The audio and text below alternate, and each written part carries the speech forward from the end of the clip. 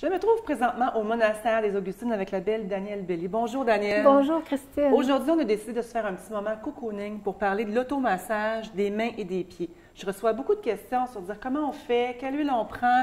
Danielle, tu l'enseignes. Danielle, tu es massothérapeute, tu fais plein de choses et entre autres une passionnée du massage. J'aimerais ça, Danielle, que tu nous parles un petit peu comment tu dis à tes clients les bienfaits du massage des mains et des pieds.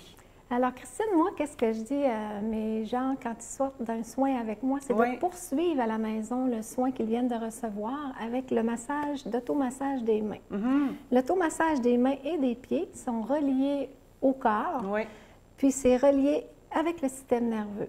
Donc, les terminaisons nerveuses qui sont dans les mains et dans les pieds, c'est nos racines, dans le fond, un peu, hein? Et voilà, exactement. C'est dans le bout des doigts qu'on a le plus de terminaisons nerveuses. Alors, ça vient nous calmer, nous apaiser instantanément quand on applique l'automassage des mains. Quand on prend, donc, ce que tu dis, c'est que quand on prend le temps de se masser, ça va venir automatiquement nous apaiser.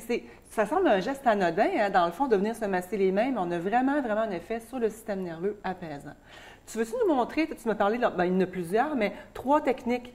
Comment le faire, l'automassage? Comment tu prends les huiles et puis comment tu le fais? Alors, dans un premier temps, je vais venir utiliser un petit peu d'huile Vata. Elle va venir nous enraciner, elle va venir apaiser, puis elle va venir nous réchauffer. Alors, on vient frotter les mains un petit peu pour réchauffer les mains. On vient sentir.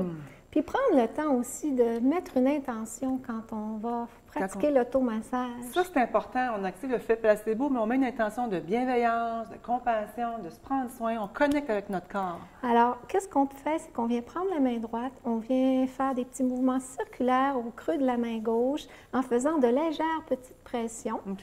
Puis, juste le fait d'avoir fait ça, Christine, on va venir travailler sur différents systèmes, des points de réflexologie. Ici, on aurait le système respiratoire, ici, on aurait le système digestif, puis ça va amener aussi une belle circulation. Oui, puis on vient nourrir la peau aussi en même temps. On vient activer la circulation. Oui. Puis une deuxième manœuvre qu'on peut pratiquer également, c'est qu'on vient appuyer le pouce sur le coussin ici de la main. On vient faire des pressions glissées vers les doigts. Et là où on sent des tensions, on va venir faire des petites pressions doucement.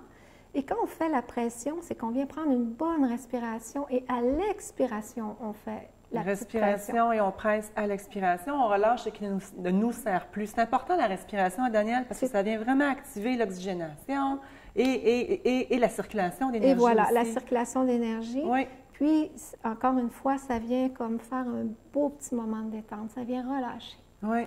Troisième façon de le faire. Troisième façon de la faire, c'est qu'on va venir le faire sur le dessus de la main.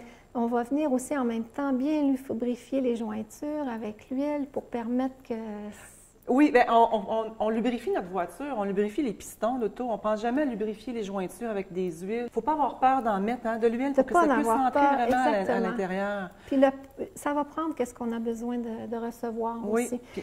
Alors, la troisième manœuvre, c'est qu'on vient placer le pouce entre les doigts. On va venir faire des pressions glissées vers le cœur qui va venir éliminer les déchets, puis en même temps, relâcher les tensions. Comme un genre de drainage un petit peu lymphatique où on va venir activer la circulation lymphatique dans la main, dans le système circulatoire. Puis la circulation, encore une fois, l'énergie va bien circuler. Excellent pour les gens qui ont beaucoup les mains froides et les pieds froids. Dernière chose, on n'oublie pas de venir nourrir les ongles. Les ongles, bien important. Les ongles, ça va nourrir toute l'ongle au complet. Oui, puis on a l'impression d'avoir eu des petits vernis à ongles. C'est juste l'huile qui vient nourrir. Il reste les pieds, Danielle. Alors, les pieds, c'est la même chose. On retrouve dans les mains et dans les pieds toutes les empreintes de notre corps. Ça, c'est important. Avec tous les organes. Et c'est dans ces points de réflexologie-là qu'on vient masser quand on fait l'automassage. Alors, les pieds, c'est la même chose que les mains.